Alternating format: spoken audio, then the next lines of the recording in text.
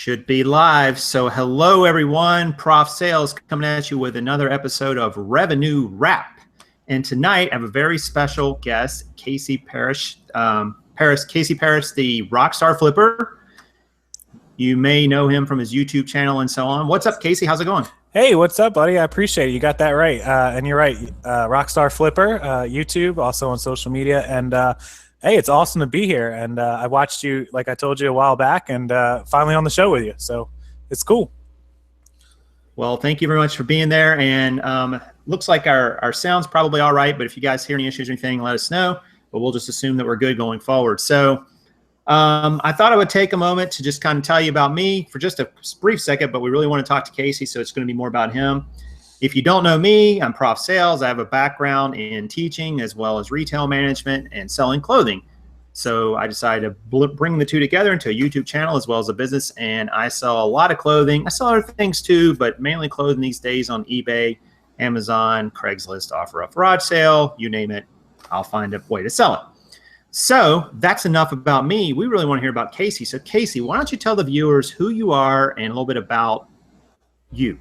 Yeah, absolutely. My name is Casey. Of course, I'm the Rockstar Flipper, and I sell on eBay and Amazon. We also do a little bit of local sales. We list items on Craigslist and Facebook groups, which my fiance handles. She's at home all day. She kind of takes care of the back end of everything. She does some listing. She takes care of, our inventory edits. So she does all that listing and any of the local customers that we meet. We specialize in two things. We do clothing, same as you. We do Goodwill outlets and Salvation Armies, all that type of thrift shop style merchandise and clothing, which everyone can see.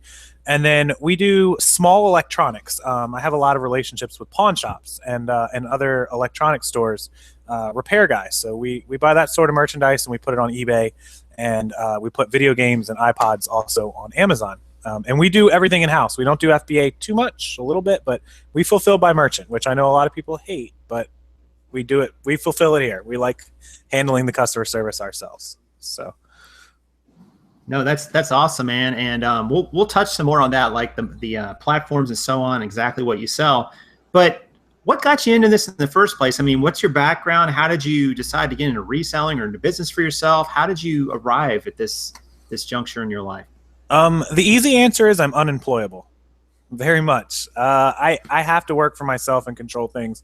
I have lived in Florida about, this will be 11 years. When I moved here, I didn't have a job. I didn't do anything. I didn't know what I wanted to do. I met a gentleman that owned his own company. He's in a resale business, a little different than what we do, but same type of deal. And he basically took me under his wing. I didn't really work for him. I just learned from him. And I started before storage units were cool, before they were on TV, before you knew what Storage Wars even was. I bought storage units. People would lose their storage units. They would come up for auction, and you'd go and bid on what you could see. You couldn't touch it. You couldn't look.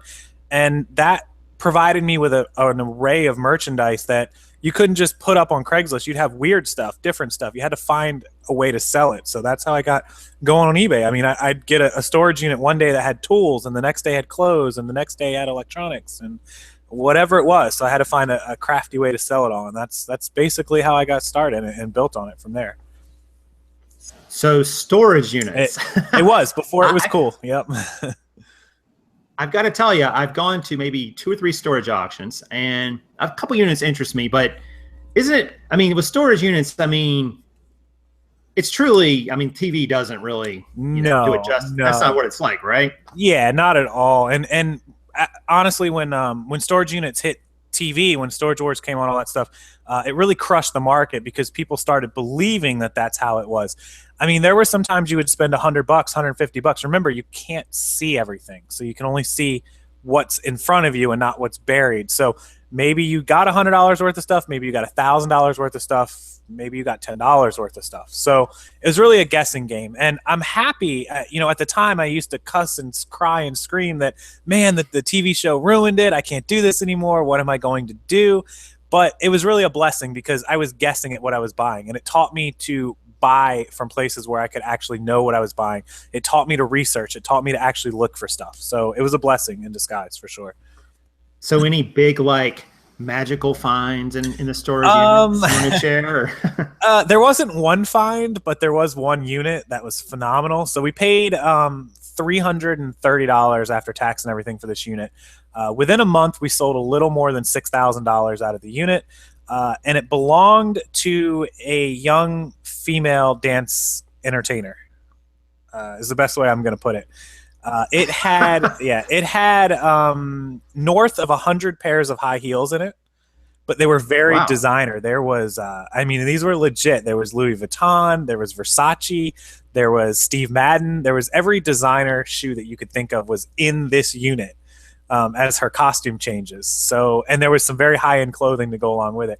That was kind of my first dive into clothing, and we sold a fortune out of that unit. So that was a Really? fun one. Yeah. So the moral of the story is look for exotic dancer storage units, and you'll make a lot of money. Yeah, we made a fortune. I mean, we were selling shoes. That's it. That's it, everyone. We're done. The show's over. Yeah. That's all we need. No kidding, right? I mean, people don't believe me when I tell them about that unit. I have pictures. They're buried on one of my hard drives. We're talking 9-10 years ago. Buried on my hard drive of like from our 12 megapixel digital camera that we took of this unit, and it was ridiculous. I don't even know how you lose that unit. She had more clothes and high end stuff at retail value in there than I've probably sold all this year. I mean, it was nuts. Yeah, Wow. It was crazy. You wonder why she couldn't pay her bill. She could have sold a pair of shoes and so paid the bill. You know? More time, I can't even tell you. And the guy told me that the shoe's only behind a couple $100. So I'm like, any pair of shoes here would have done it. That's the way it happens. And that's how I got started. That was my forte at the time. I was buying probably 3 units a week. So Yeah, like I said, I've had a little experience in that, but haven't actually pulled the trigger on a unit because it just didn't seem like it was my thing. I hated the uncertainty of it. I mean, I guess that's cool, but in its own way. But that, like you said, it's like not knowing. it's fun if you're not, I bought units that I spent $800 on and we didn't make $100 out of. So it's fun when you're there, but it sucks when you realize what you've done. So Yeah, exactly. All right, so let's talk a little bit about business miles. Before we do that, I want to say, everybody, we've got already, I've seen 17, maybe even 21 watching. So thank you guys for that. If you're enjoying that content, tell them what to do, Casey. What are they supposed to do? Awesome. If you guys are here now, I only see 4 likes. And if we've got 20 people, there's a bunch of you that are not doing. The most important thing is smash the like button. Right down there below your video is a nice big thumbs up. Hit that button. That helps us both. That helps Jason. That helps me. And we really appreciate it if you guys could hit that button. Yeah, guys. So hit the like button if you're liking the content, or if you're watching this later, lets us know we're doing a good job. And we really appreciate it. So let's talk a little bit about the platforms you sell on. So obviously you do some eBay and some Amazon. I believe I heard there earlier. What's your preferences, and what sort of fits better with what you're doing, or is there one? This is a question that I get a lot, and I sell more. I probably 70% eBay as opposed to 30% Amazon. I like eBay because it doesn't restrain me from what I can source. When I'm out, I don't have to worry about if the item is sufficient enough for Amazon selling. I can buy broken stuff. I can buy clothing. I can buy used stuff. I can buy things that are not complete. They might be a super expensive item that's missing something, but it's still worth money. So I like that feature. I like being able to not be controlled by a platform. I do love Amazon's ease of listing, their ease of service. I like that usually the higher pricing, but it's just harder to source for Amazon because Amazon buyers are more picky. And I don't know if that's just a natural thing, if it's just me or what it is. But when I buy for Amazon, I have to be as picky as the buyers that I feel like are going to buy from me. And that makes it a little harder, which is why I think I don't do quite as much on Amazon as I do on eBay. Okay. So, and in the types of merchandise, you mentioned a whole plethora of types of merchandise at the beginning, but maybe narrow it down. Like, can you break it down in terms of maybe percentages, like clothing versus electronics versus video games? I mean, what does that look like for your business right now, or maybe what it's looked like in the past, or what's kind of the numbers on that? It's changed for sure. So my Amazon, currently I've got probably 1,400 items active. And it's 90% video games, which is a niche that I kind of fell into. It's a low cost, low margin but high volume. Video games move a lot. So if you're out looking, you find games. It doesn't have to be retro. It can be anything. You'll find plenty of places. I'll go to a pawn shop that has 4 for $10. So I'm paying $2.50 a piece for games I'm going to list for $9.99 or $10.99. So I do that all day long. That's just something I look for. iPods and electronics are another thing that I sell on Amazon a lot. As far as eBay goes, clothing is our big one. We're closing in on 2,000 active listings, probably 1,500 to 1,600 pieces of clothes. Again, those are thrift store, Salvation Army. We don't have a preference in our clothing. I buy all clothing. I buy shirts. I buy shorts. I buy dresses. I bought a lot of good dresses today at a source that I went to. I think I bought 15 dresses. So if I see a good deal, I'll buy it in clothing. I'm not picky. And the rest of it is broken stuff. I have, again, fallen into a niche of broken electronics. I have learned what they're worth. I've learned that people will give them away because they just don't know what to do with them. And it's just something that I've learned. And again, that falls into my eBay. If it wasn't for eBay, I couldn't sell broken merchandise. You can't list that stuff on Amazon. So because of my niche, I've discovered that a $100 iPod Touch, even though it's got a cracked screen or a bad LCD, is still worth $50. I can buy and give somebody $5 or $10 for it and throw it up. So right, that's a lot of our business. Probably 20% of our eBay business. So would you say that, because you mentioned electronics, iPods, video games on Amazon. You mentioned a lot of clothing on eBay, but even within clothing, a lot of different areas, and then broken electronics. I mean, it seems like you're kind of or maybe I'm not really thinking about this right. You're kind of like the wide net sort of approach this. Like you're branched out into a lot of different areas that are quite different from each other. Is that fair to say? Yeah, that's 100% accurate. Part of that is in not limiting. I am a not limiting person. I like to go out and just be free to buy and sell whatever I can find that I can make a deal on. I like to make a joke with a lot of people. If you can sell me jelly beans at a good deal, I will flip them. I'm not picky at all. The other part of it comes in necessity. And by necessity, I mean I have employees, which we'll touch on, but I have to keep people busy. So if I'm only targeting one item and that item is slow this week or this month, I can't go back to my employees and tell them, well, sorry, there's no work this week. We couldn't find Louis Vuitton purses this week. I'm sorry. So, I don't want to just be limited. And I love going all over the place and just looking at everything. So it must be the shopper in me, but I love it. Now, and this very topic came up when I was on the show with Rakin earlier today, and it comes up a lot because I know with clothing, obviously when you have to learn a lot of different brands and so on, and sizes and fits and things like that, it can be daunting. So, I mean, how do you manage that? Just having to be a jack of all trades and maybe not a master of each one, but still pretty knowledgeable. I mean, how do you do that? Do you just use research beforehand? Or are you using your phone? Is it experience? Is it what is it? It's a pretty good start. I research everything. I spend hours in stores looking up things. I don't know, and the other resellers that do know me on a daily basis that I talk to locally, they hate me because I constantly am like, what is this? What is this? What is this? I ask a lot of questions. I read, not just these YouTube channels, but social media and Instagram, and I look at what other people are selling. And I talk about it all the time, but I literally have, and it's going to be hard for you guys to see, but I keep a notepad in my phone, literally, of like every single item. Yeah, but I probably have 1,000 items saved in my phone. And just from experience and repetition of going out and seeing the items, I learn when we sell something on eBay and we get a good price for it, I put it in the phone. And so the next time I'm out, it might be something that I took a stab at. Like, oh, you don't know until you try. So I buy it. Here's a good example. Last week, I discovered a brand called J. Jill. It's a clothing brand. A store had like 3 or 4 of them, and it just seemed like a higher end brand. So I looked it up. It is a higher end brand. It's an expensive brand. And I bought the few pieces. We brought them home. We sold them. We got like $30 a pop out of them, something I paid like $2 for. That is in my phone now, right at the top, J. Jill Brands. And now I'm out. Today, I actually bought a couple more pieces of it. So it's just once you learn something and the repetition goes through your head, make a note. Don't be afraid to ask somebody else that you see on Instagram that sold something. I mean, you just got to, if this is your business, you got to dive into it. You got to be all about it. So.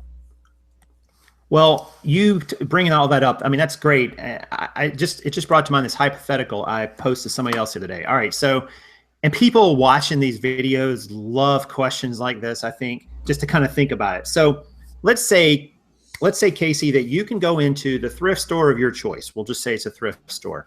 Mm-hmm. You have an unlimited sourcing budget. You can spend as much as you want, but you want to make a reasonable amount of profit, whatever that means to you, in a reasonable amount of time, whatever that means to you. How long are you going to be in there? And how much money you think you can make? If you could buy anything you want in there. The budget's not an issue. It's just a matter of whether you think you'll make a profit on it in a reasonable amount of time. I'm going to go for the clothing. And the reason is the profit margin. I'm going to make 300, 400, 500% on my money. I'm going to buy something for $2 and I'm going to sell it for a net 15 or 20. That's the target anyways. And there's some stores that don't have that. You'll go through the whole store. You won't find stuff, but your best bet, right, if you're going in there to look at something that's going to be a high profit margin, is roll for the clothing. You can make a bigger single individual profit on an electronic, but you are going to, you're not going to find as many, and you're going to spend more capital, which a lot of, having an unlimited budget is awesome. And I practically do. I mean, I'm not really limited on what I can spend, which I'm thankful for. I've built that up over a lot of time, but a lot of viewers and a lot of people are, but they got a couple $100, and even though they can afford everything in the store, they need to make the most out of that few $100s and the most out of their time. I would say go for the clothing. You're not going to make 50 or 60 or $100 on one item, but you're going to find more items. You're going to find 10 items that you can make 20 on to make 200, rather than one or two items that you're going to make 50 or $100 on. You can make it all in one thing. And I understand it's less work because you only got to sell one or two items. And that's great if you can live off that money. But if you have to build a business and you want to expand and you have to have enough inventory, you got to go for where there's the most inventory, and clothing is where the most inventory is. I love clothing. So agreed. Yeah, that's great stuff. Well, I'm going to go to the chat room because we had a couple questions. We had one from earlier that I wanted to get to. Right. You kind of talked about it already. It was from Aaron, and he asked, Casey, what are your favorite items to look out for? So that's kind of a wide open question. So I guess, however you want to. Clothing, being the man that I am, I target men's clothing. I'm terrible at women's clothing. I know the brands. If I don't take my fiance, I'll buy like 3 pieces. She'll buy like 300. I'm like, well, good thing I brought you because I would have passed all of those. But men's clothing, I really like ties. Everybody knows me as the tie guy, which is insane. I sell a boatload of ties. I sell 100+ ties a month. Some days, wow. We sold 5 ties just yesterday. So we sold like 2 today. It's just up and down. But ties are low cost. When I buy them, I spend like 25 or 50 cents and I sell them for like $10. So I love ties. I love Italian silk dress shirts, a really high profit margin. I just sold one literally as we were logging into this chat. I sold a shirt I paid $3 for at a Salvation Army on half off day. It just sold for $60, like completed listings. Italian silk shirts. It doesn't have to be Versace or any of that. This was a Gianelli. Something no one's ever heard of. I happen to eye it up. If you see that kind of stuff, buy it. Like those Italian brands sell super good, super good. Right. Right. Golf polos are another one. Pebble Beach, PGA Tour, a lot of the golf polos. I sell a ton of those, $20 a pop. So, and you can find those pretty plentiful. Maybe not everybody, but I'm in Florida, so there are golf polos to go for ages here. They play golf in Florida? I had no idea. Yeah, I've heard that, but I haven't actually got to try it out yet. So, Camilla had a question too. It was a very tactical question. Casey, how do you measure a men's shirt? At the top of shoulders or middle of shoulders? It's going to depend on the shirt, but if we're talking a dress shirt, if we're talking something higher end, a lot of the guys like to know they want to know the chest size because some guys have broader shoulders, bigger chest. So the from shoulder to shoulder across the chest. And then length from the neckline down to the bottom of the shirt, so they know how long it'll wear on them. Okay, awesome. All right, so let's talk a moment about when I was talking about your business model. You kind of hit the platforms and the types. What do you do for? You're moving some volume, so there's no doubt about that. 5 figures a month is some pretty heavy volume. What sort of systems do you have in place? Say around like how do you handle your inventory, your pictures, your listings, your financials even, and maybe not all the details, but what have you kind of found maybe that's worked for you, or maybe even more importantly, what didn't work for you? Oof. Well, the list that didn't work for me is real long. Okay, so we'll start with the inventory, the storage. We use numbered and lettered bins, clear bins. We bought them at IKEA. I think we probably bought some at Walmart. I don't have any near me. I wish I did, but they are, 12 inches deep, 14 inches long, and they are labeled with a letter. They'll be bin A, and every time that we list an item that we put in the bin A on the eBay listing on the thing, will have A. So if that item sells, we just go right to the A, and we know it's right in bin A. Once bin A is filled up, we go and start listing and labeling them B, and then C, and then so on. If A ever starts to get low, we know we can, if we use up half of bin A, which holds 40 items, we know the next 20 items, we can label them with A's. It doesn't matter about the number. They're just A's. They're going in that bin. And there's only 40 or 50 items in that bin. So when you go to find that item, it's very quick. You know exactly what you're looking for. It takes 2 seconds to pull it, rather than you've got, I've seen people with 50 bins unlabeled, and they're going bin by bin by bin trying to find something. I'm like, oh my Lord, no. We used to do that with our ties. I wanted to kill myself. I think we have like 600 ties active. So yeah, it was not fun. But that is a huge question. And I know that you probably get that. How do you store your inventory? That's the easiest way. I literally clear bins, label them with a letter, and put that letter in your eBay description. Some people put it in the eBay title. That works too. You can put it right at the end of the title. One letter doesn't take up any of your space. So right. So that's our inventory. That works best for us. We never have a lot of time shipping. Pulling orders is very easy for us. Probably about 30 to 35 orders a day. So we do about 1,000 orders a month. And if you just print the labels and get your stack, once you have your whole stack, print the labels all together, you can just walk right out to your bins and just pull item after item. It shouldn't take somebody to pull those 30, 35 orders. It probably takes a minute per item. So you're talking about 30 minutes to pull the orders. So our shipping is pretty quick. I'm not usually here for the shipping. I let her do it because I just don't like it. But it's very fast. I've watched her do it many times. And then financials. We use QuickBooks. I'm considering switching, but I'll get into. I don't know how deep you want me, but QuickBooks is.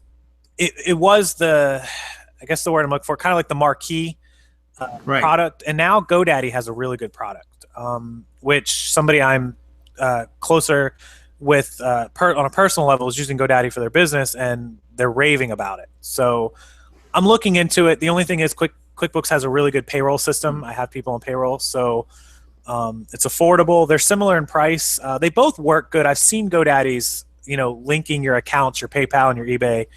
They both work really good. I have to look into the payroll, but either way, either option is good. If you don't have payroll, I definitely recommend GoDaddy because it's very clean. I feel like it's targeting the new single out of your house business owner. Easy, quick and easy. QuickBooks is a little more in depth, but it has some options that I really, really like. So I'm kind of tossed up between them right now. But the important thing being just use something. Yeah. Don't take a thing and put it in your head. Whatever you do, and I'm going to feel really bad about this, but let me show you guys. I've been slacking a little bit this week, but I got to get, this is what happens when you get home and you have receipts from every store that you bought from since Saturday, and you got to do something with this stuff. Now, tonight is my accounting night. I usually do it on Wednesdays night. And so I'll put all these in to QuickBooks, and then, you just put these into a folder, you file them into the October folder, and QuickBooks does the rest for you. It adds it, it subtracts it, it calculates taxes. You can tell it the cost of goods. You can tell it your expenses. If you go to Walmart and you buy a tape gun, you just pop it right into QuickBooks. You got to keep track of something. If you're going to take this business seriously and you're going to file taxes and you're going to use it as a source of income, the IRS they're going to come knocking one day. So you got to be ready. You got to use something. Right. Yeah, that's good advice. And I hear in a lot of the reseller forums, people, there's the whole PayPal $20,000 myth that still persists out there. And I've had tons of CPAs, people tell me, if you make income, technically you're supposed to report it, even if it's $1. Now, does everybody report every dollar if they make $20 at the yard sale? Of course not. But do so at your own peril. Yeah, right. And we're not licensed professionals. I don't think you are, Casey. No. Those guys scare me a lot. That's a business I want nothing to do with. I do all my own accounting, actually. I don't hire an accountant. Even at the end of the year, I do it all myself. So. Oh, that's awesome. Good for you, Yeah, man. I mean, I've been doing it, but I'm thinking of changing, so it's weird. The universe has got to be in balance, I guess. I change, you change it. Those guys got to make a living, I guess. Exactly. So we talked a little bit about some of your sourcing and so on and locations. Tools of the trade, your phone, obviously. What else do you use? QuickBooks and GoDaddy you're thinking about, but what else would you say is kind of the tools of the trade for reselling and so on? I use Microsoft Excel a lot. I do that for tracking purchases and sales that I want to continue making, especially when I'm experimenting, because I want to see in real time whether we profited on it or not. So I'll put a column of I took a stab at some J. Jill sweaters today, paid $2 a piece, and then when they sell, I'll input it in the spreadsheet, and I'll learn, how many days it took, and what kind of profit we made on. So I know, hey, we sold these in 3 days, made a great profit. Make sure to add that to my list. So, and then if I see items that took 6 months and we didn't sell them and we gave them away, I'll know, don't try that again. That wasn't a good item. So Excel, I have like a dozen Excel QuickBooks sheets going on. So. Me too. I'm like an Excel fiend. Yeah. Sorry if you guys hear that phone ringing.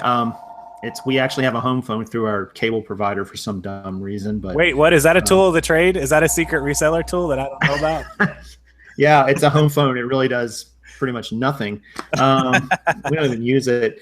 We had another question here too that comes from Michelle. She says, Casey, I have a relative who's wealthy that is asking me to consign her mountain of unwanted clothing, many new with tags, better brands. I've never consigned. Your thoughts? I have my own thoughts on this, but I want to hear what you say. I want you to go first, but I'll do it. I have somebody emailing me right now about she loves watching all of our videos.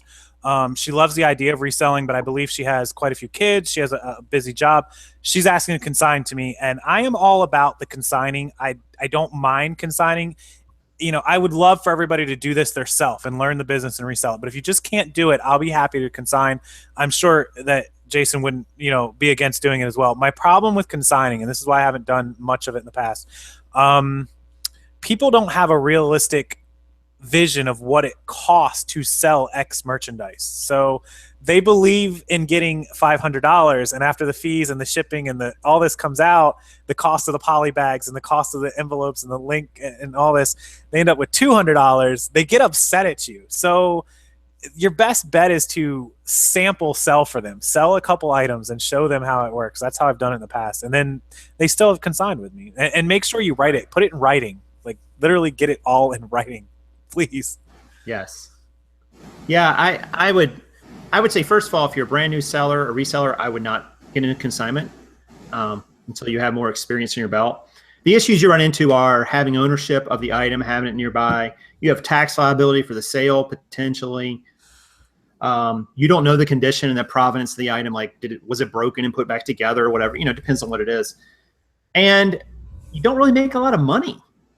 By the time you figure, that person wants money back, you've got to pay your fees. Like Casey said, there's some tax liability. Worst case, take it to a consignment store for them. Let the store do it, and say, yeah, I've got it on consignment for you, but I'm not dealing with it. And I know people say that because they hear the term reseller and they want to think, oh, you're a reseller, you can get a lot of money from me for this. It's like, no, I can get what the market wants, which is not what you're going to get. By the way, you're going to get less than that. So I would say for a brand new person, I probably wouldn't do it. If you get a little more experience, sure. Like Casey was saying, if you've taken the right precautions, you can do it. Well, let me ask this: if you consign for somebody, what do you think if you were forced into it, a percentage? I mean, I feel like it's worth 75% if it's me. If they're going to net $100, if I'm doing all the work. Yeah, I tend to agree with you. It needs to be on the high end, but people usually go low. Because it's their friend, their relative, so they shoot themselves in the foot. Yeah. Oh yeah, sure. I'll just do it for the fees. And I'm like, it's your feedback. It's your shipping cost. It's, you're dealing with the buyer. That's an excellent point as well. You're risking your account, your feedback, your metrics. So something else you have to keep in mind beyond the money for sure. Yeah. And it's just, and you're not going to really make much on it unless it's a big item, and then I wouldn't do it anyway. I mean, I wouldn't do it that way. It'd be better. You'd be better off just buy the item from them, if there's value there. And then that's probably a better piece of advice. Make them an offer where you can make a really good profit. Treat it like everything else, and then it's all yours, and there can't be any underlying disagreement later. That's probably a better bet for sure. Yeah, it's tricky. And my niece got into that. My niece started on eBay, just full disclosure. And she was selling some little knickknacks and figurines and plates and things she had. And then her friend wanted her to sell an iPhone. And this was like literally she had a feedback of 2. Whoa. And she goes to sell this iPhone and she's like, oh, it sold for $500. Well, she got a notice that the buyer bought it, but they hadn't paid yet. Oh, no. So she sips it. Then, of course, the buyer says they didn't get it. Oh, no. Then her friend wants the money. Ouch. Whoa. That is like you go from that to one of the riskiest items on all of eBay. Whew. Yeah, I told her, I said, I want you to sell on eBay, but I didn't tell you to go sell iPhones right after. A $500 iPhone, yeah. I'm definitely not going to sign it. But anyway, moving on. So I want to talk a moment about mindset, Casey, because as anyone who's watched my channel, they know I am big on mindset because I think it's really how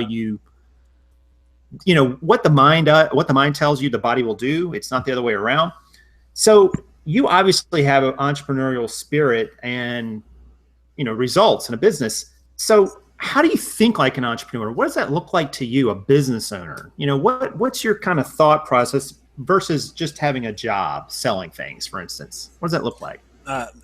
That's something that you and I talked about before we jumped on live. As much information or as much secrets or as much videos or whatever it is that we do or give everybody, there's a difference between people wanting to do it and actually doing it and getting up and making it happen. And again, this was a blessing to me during the time of the storage auctions. Before I really jumped in and bought them, I didn't make any money. I mean, I went weeks and I didn't get that Friday paycheck. And it was the worst thing that ever happened to me. I threw stuff. I'm like, this is garbage. You can't make any money doing this. I hated it. I was like, I'll never do this. And I realized when I started thinking about the last few weeks, I'm like, you know why I didn't make a paycheck on Friday? It's not because I'm a reseller. It's because I didn't get up and resell anything. I watched TV till noon. I came home. I went out with my friends. I was like, you know what? No one's going to write that paycheck on Friday. Nobody. There's nobody ever for the rest of my life that I'm going to go into on Friday afternoon and clock out. And they're going to hand me a paycheck. I'm it. That's it. If I don't get up, you got no one to blame but yourself. And enough of those non-Friday paychecks will make you think quickly about, I better get up and go to work. Because I used to be the guy that's like, I'm not working Saturdays. I'm going home at 5 o'clock. I'm not working on Sunday.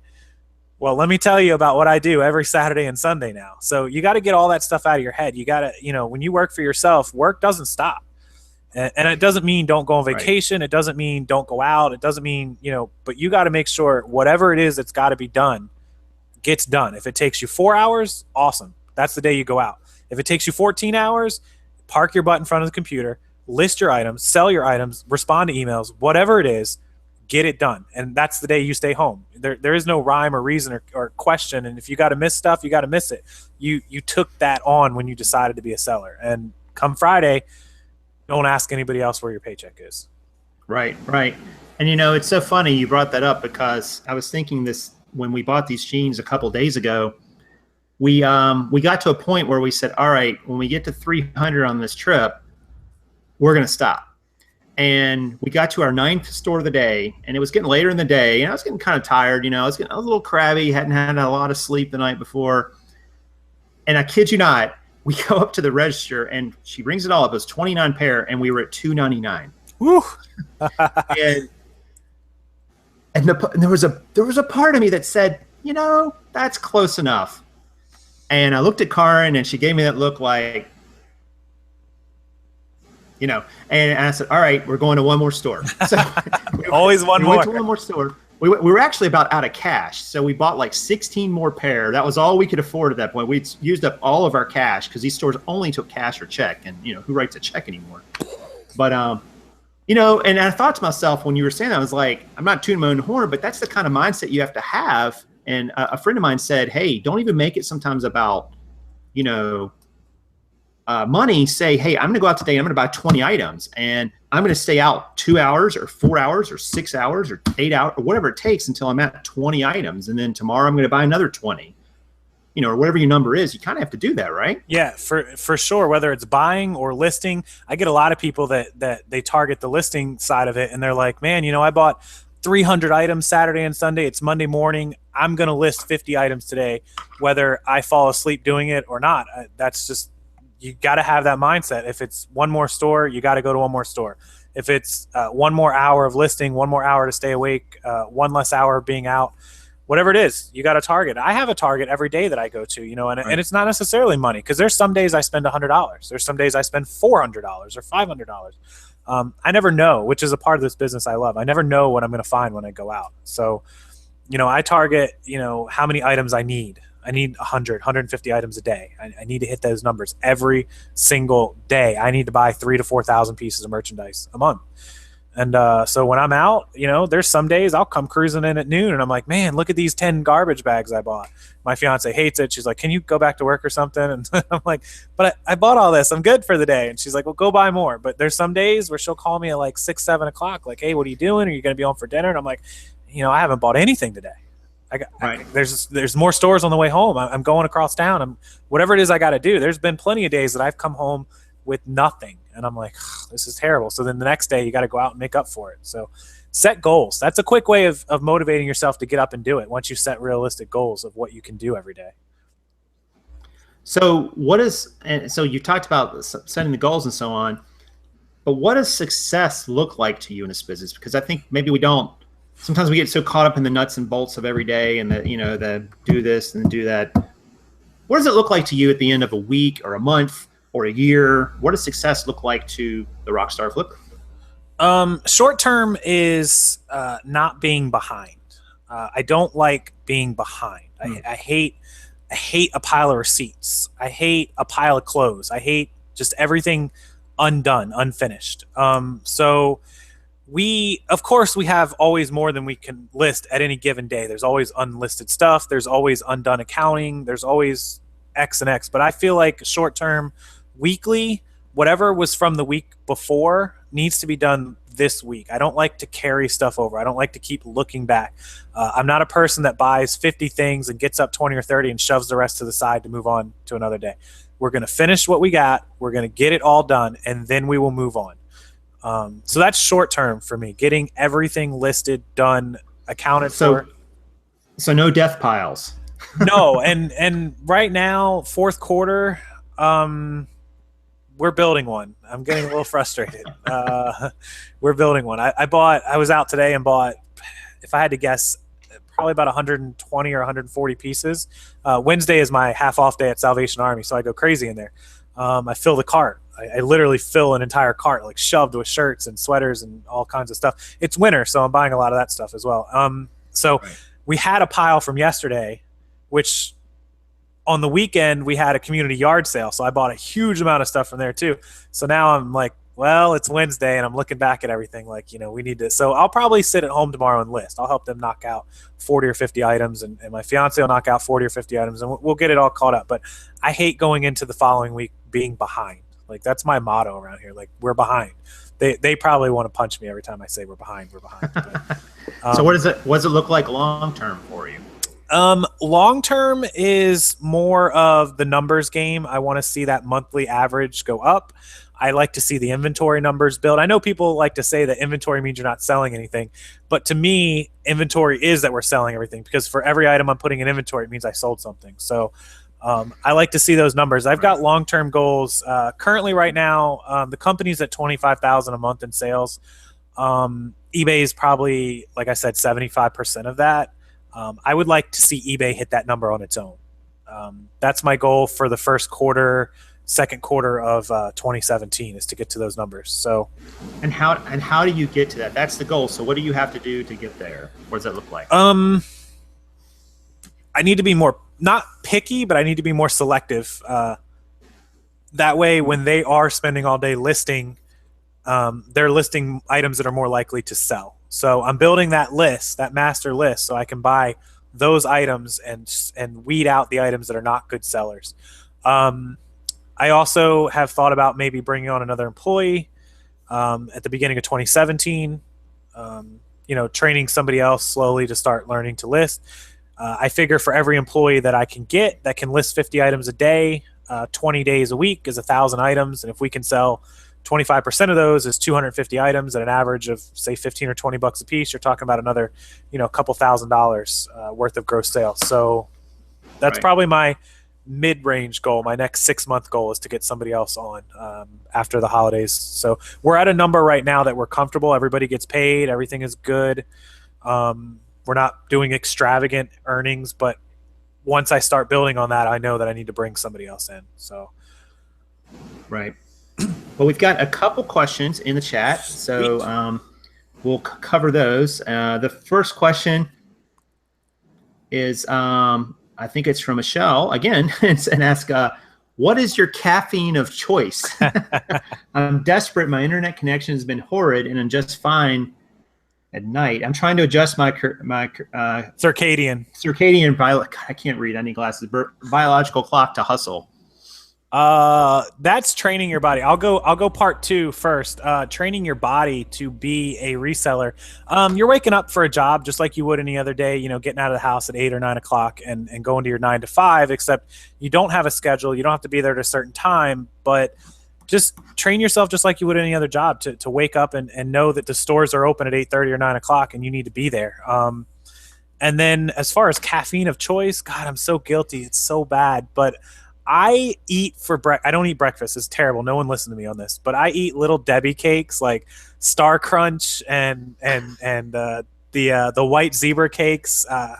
That is what, as I go out the door, it's one of those like ridiculously bad for you things in a Gatorade. I drink probably 4 Gatorades a day. So, that's my breakfast. I eat normal lunches like everybody else does. Like I go to like, salad places or Subway or stuff like that. But when I leave out the door, the caffeine that wakes me up is Little Debbie cakes and Gatorade. That's it.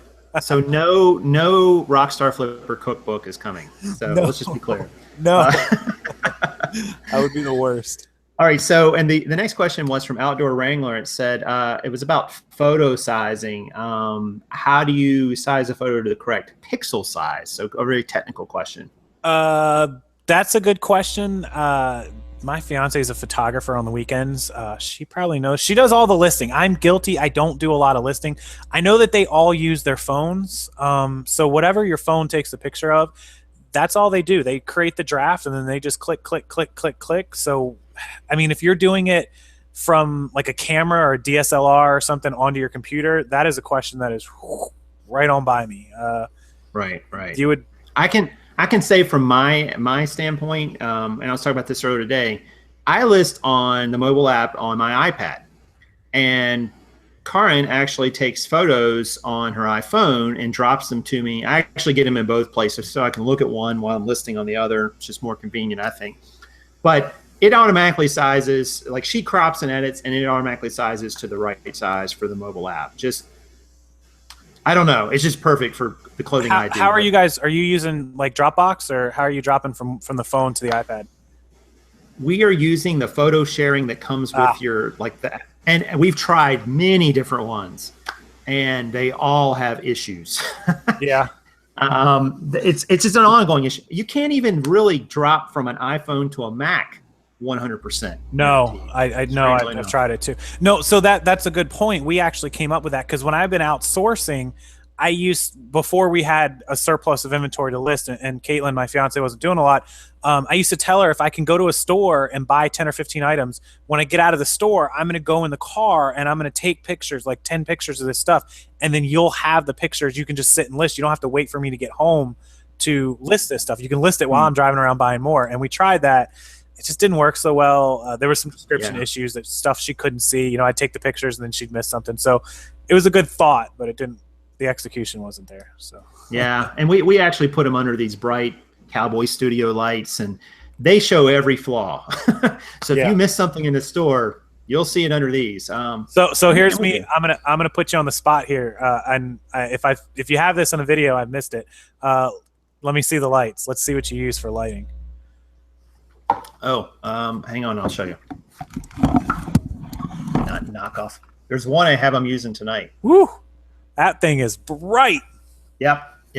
That's why it's bouncing off the ceiling and not directly on me. or We've got several of these in our office room. This is what I have in my bedroom that I used to use. get some feedback. Oh, my bad.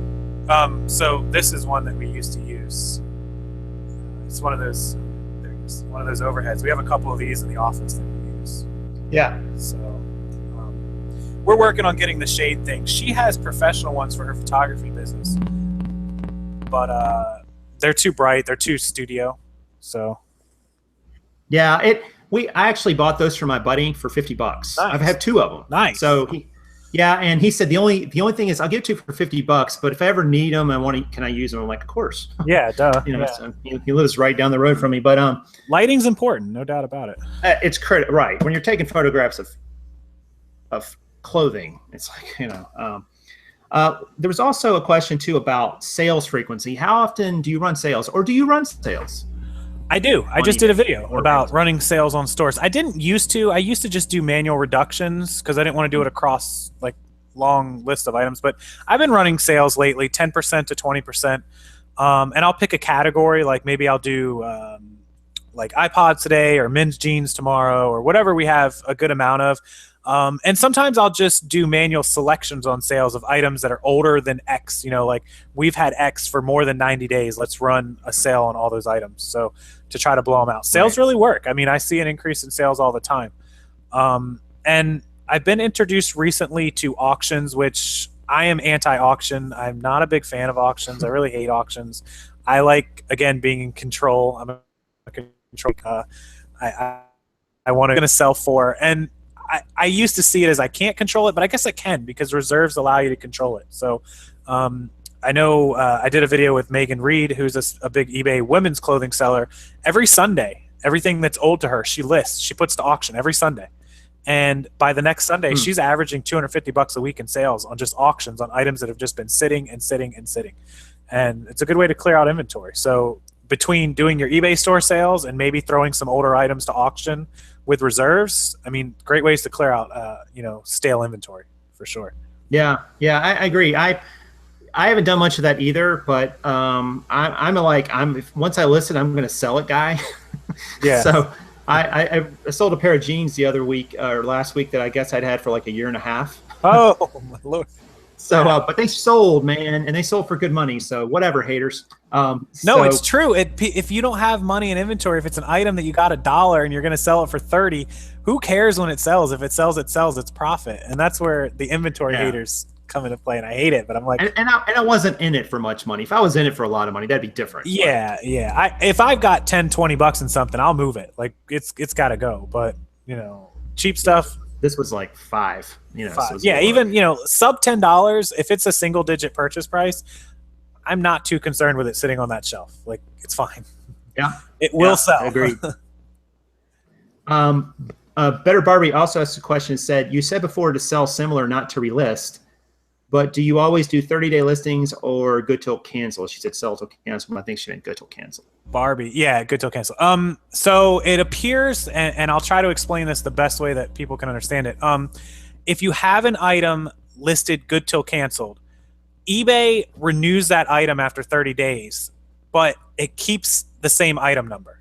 So it appears as an old item. It's the same over and over again. If you list it with 30 days, when it ends, instead of relisting the item, if you click relist, it's going to do the same as eBay would do. It's going to assign it the same item number, and it's going to appear to be the same item over again. If you sell similar, eBay is going to assign it a brand new item number, thus making it a new item, and it no longer looks stale. It looks like you just listed that item. So to sum it up, you want to 30-day the item, and when it ends without being sold, sell similar, do not relist. And I have tested it. It is true. It is assigning it a new number. It becomes better in the search rankings. I have done the search test on that recently. It is 100% accurate. So the item will jump in the search rankings as opposed to relisting it. So that tip alone there, guys, was worth watching this video. Yeah.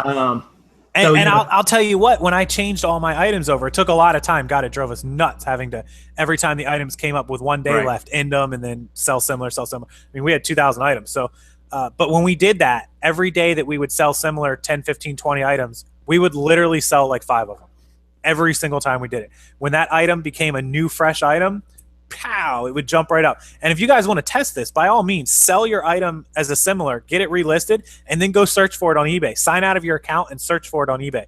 You'll see what I mean. You'll see how high it comes up. So yeah. And what kind of sell through percentage do you average, Casey, per day, per month? How quickly do you turn over your inventory? So we're at 3 between both well, I'll go eBay. Was it 18? I think we have 1,800 right now. We're selling about 20 to 25 a day on eBay. So you're talking about, That's good. 1.5%, 1.5% to 2% daily. Amazon is a little less than that. It's like 1%, probably, 1,200 items, 1,300 items, and we sell like 10 a day. So, I mean, that's probably, from what I hear, that's average. I mean, I don't know. I know a lot of people, and this frustrates me a lot, and I'm not being a hater here, but here's my hater moment. I see people that have like 500 active items on eBay, and they sell 500 items a month. And I'm like, how do you sell like X amount of items? I've got 2,000 items and I sell 1,000. You've got like 300 items and you sell 500 a month. I don't understand. So, I mean, I don't know if you're at 1.5% or 2%. I mean, that's what most people tell me they're at.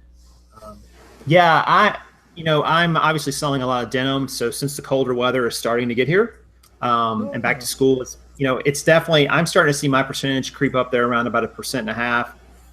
And that's good because, if it was blowing out too quickly, I'd question my pricing. And also you use up a tremendous amount of time, packing and shipping. Yes, you're making money, but if you're hurting your profit at the expense of it, and you're taking all that time and packing and shipping, if you're a one-man show or a two-man, or even if you have employees, there's a balance there, right? I don't think turning over your whole inventory every month, I mean, no business really does that.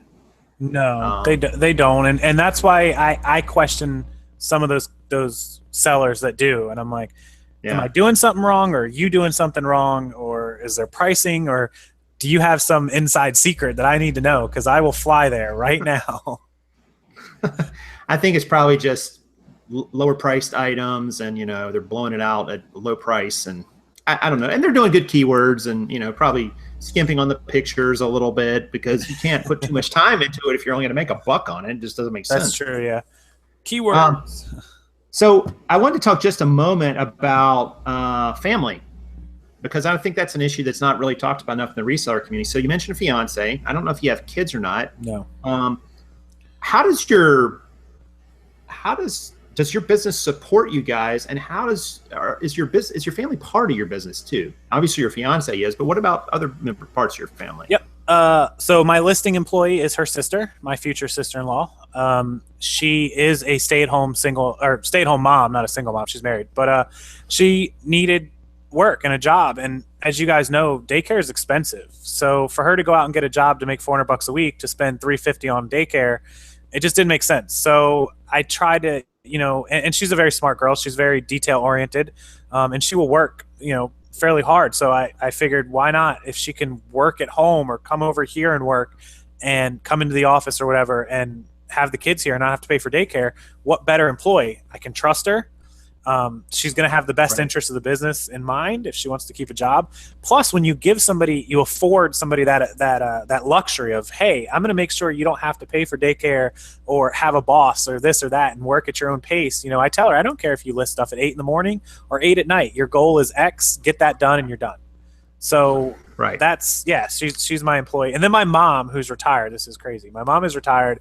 She's bored. She's interested in everything that I do. So I give my mom some stuff. She doesn't work many hours, a couple hours here and there, but she does get some stuff up. I'll give her some clothes or some stuff. I gave her mannequins. She's got in her back room. And so she helps. She doesn't, she's not on my official payroll, but she is a kind of employee. So thanks, Mom. I know you watch my videos.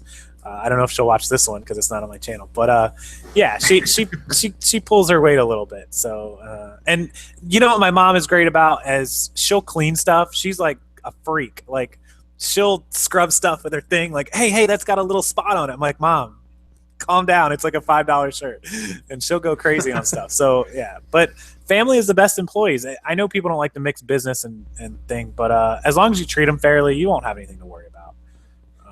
And you guys, do you run all this out of your home there? Yeah. So it's hard to explain, but there's kind of a running behind our house. I have a home separate office here that we work out of, but running alongside of our house, just on the back road, is it's a strip mall, but it's not like a shopping strip mall. It's more industrial, and but it's just small office space. We have a little office space in there, and that's where a ton of our inventory is. And that's where my fiance's sister goes most of the days. The kids can just play. Got a little, it's carpeted, it's normal, it's air conditioned, it's all that good stuff. She could just sit in there and list while the kids play. The kids are going to school now. They're one of them's of school age, so that's helping a lot, helping her get a lot more done, I'm sure. But yeah, so we have a little bit of expense in that. I try to keep my overhead low. We do as much out of the house as we can.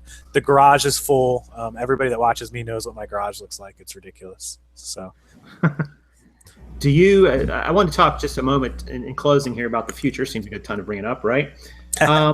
And we talked a little bit about what the next few years were going to look like and so on. But do you see yourself diversifying and going into other areas and maybe other revenue streams? Maybe they're related to this, to reselling, to selling in general, and maybe they're not. What does that look like for you? What's the Casey plan?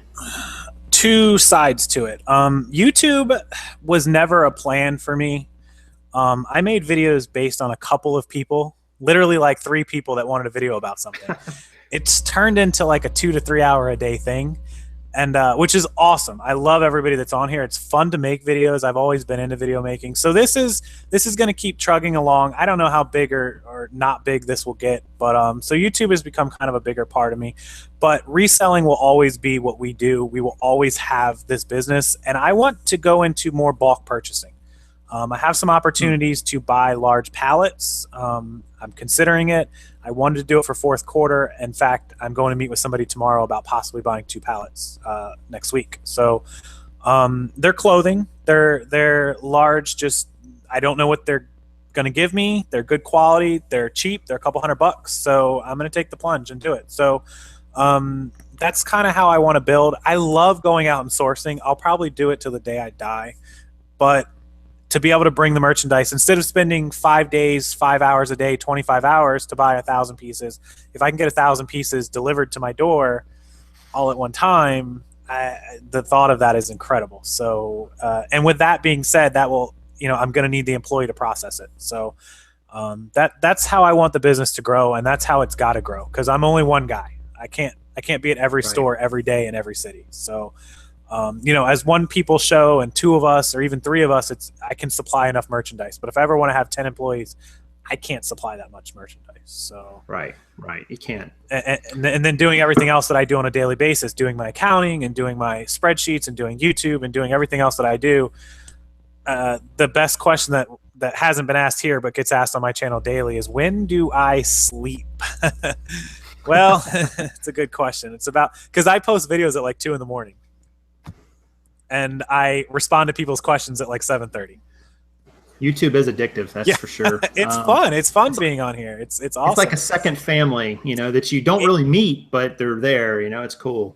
It is. Our viewers, and we have a lot of the similar viewers. They're so interactive and they're so into it. So I mean, my email box just blows up. I mean, I can show. It just on my phone. I don't know if my camera will get it, but those are YouTube notifications. Just people commenting and leaving messages, and it's awesome. Like waking up to 50 messages is like, wow. Like, and I never thought it would do what it's done. It's crazy.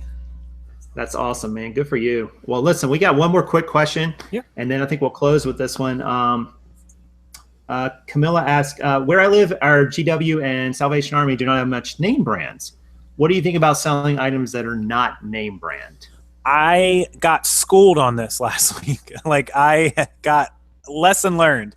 I made fun of some people for selling some Target brand clothes. I won't name the brand, but I was just like, how do you guys sell Target brand clothing that people buy at Target for $9.99? Like, how are you selling this? So they made a very good point to me that just because it's in our Target doesn't mean it's in a Target in Sacramento. Or maybe it was in Target 6 months ago and Target doesn't sell it anymore. So with that schooling, I realized that if an item is cute and trendy, especially women's clothing, and in style, a little red and black tie-up dress that was $9.99 at Target just sold on eBay for $24.99 that the person paid like $2 for, because it was cute, it was trendy, and it didn't matter what the name of the brand was. And I got to thinking about that, and I'm like, wow, how many pieces of merchandise do I miss because I'm only looking for brands? So you have to expand and look for, the in style rather than brands. Don't limit yourself because, some people don't even have Goodwill outlets or Salvation Army. So they have to, you always got to be outside that box, which is all the way full circle back to, I don't like to be limited. That's why I do what I do. That's why we all do what we do. So that's so true, and such a great lesson to end on. You're never going to quit learning in this. You're never going to know it all.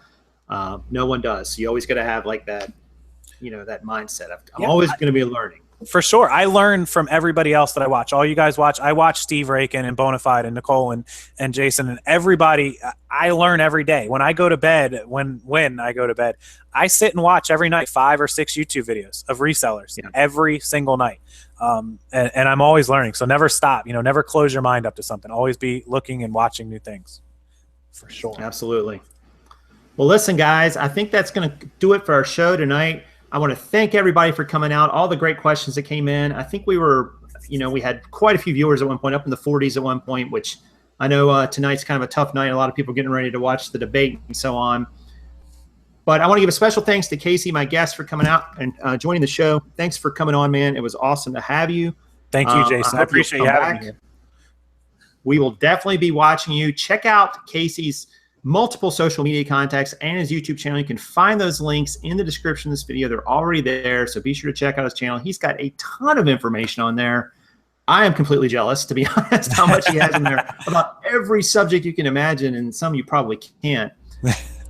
But again, thank you so much for coming on, Casey, and I hope you'll come back soon. Absolutely, Jason. You are welcome anytime over on my channel. Thanks for having me. Thanks to all the viewers and the questions. It's awesome being over here, and I look forward to talking to you again real soon, bud. All right, everybody, take care. And again, this is Prof Sales, as always, saying good sales to you. See you guys.